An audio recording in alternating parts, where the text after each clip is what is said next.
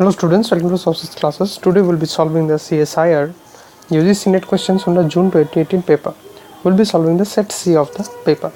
Let's start off with question number 41. In question number 41, we need to find out the resolvent kernel for the integral equation which is given by phi of x is equal to x square plus integration 0 to x e to the power t minus x phi t dt. The options are option 1 e to the power t minus x, option 2 1, option 3 e to the power x minus t, and option 4 x square plus e to the power x minus t. So these are the four options that we are currently looking for.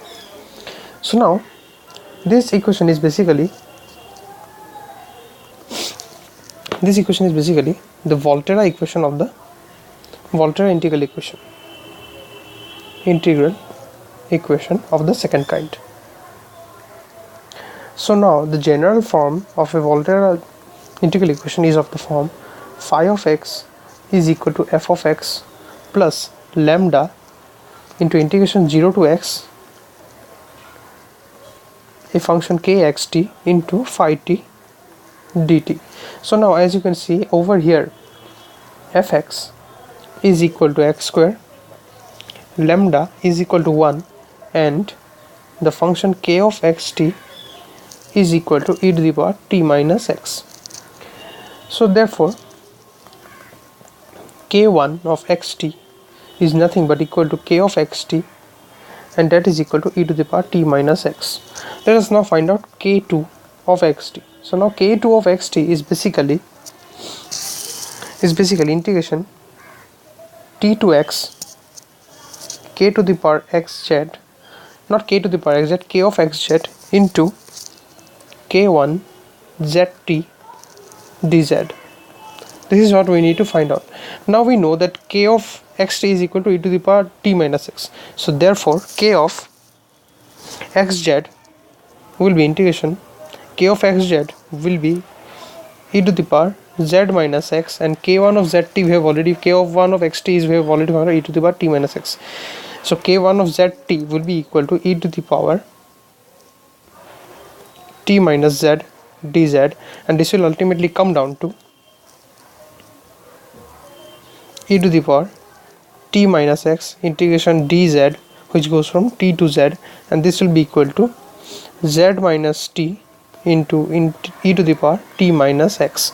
So this is k2 of xt. Now we'll find out k3 of xt. So now k3 of xt, as we have already showed, this will be equal to integration t to x k of xz into k2 of zt dz, and upon putting the value k2 of xz we'll ultimately get the value of k3 of xt as equal to e to the power t minus x into x minus t whole square upon 2.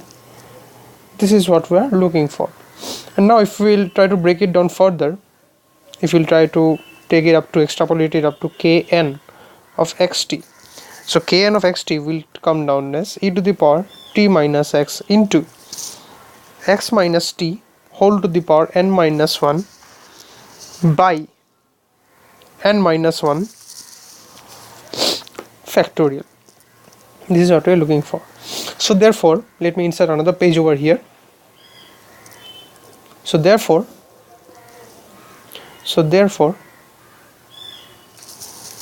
the resolvent kernel that we are supposed to find